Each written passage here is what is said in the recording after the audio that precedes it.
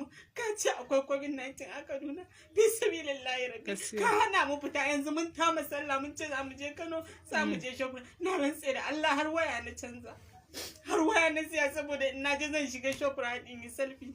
Kalli wayar da na siya, in girma Allah, aiki san da wannan wayar ba ita ce a hannu na sani gaskiya. Amma saboda tsabar bala'i mutumin nan wai ba za a shiga Kano ba. Wallahi ko talin ya sai na shiga Kano, sai dai in na shiga ka ce kan na dawo maka Kaduna. Allah isa tsakai, wallahi zan je in ga Ali. Kuka fa kike? Ke dan girman Allah ki ba zan dura miki a shirke ma. Wallahi sai na je Kano, ina so zan je in ga Alinu. Na tama zan je in ga Ado Gwanja.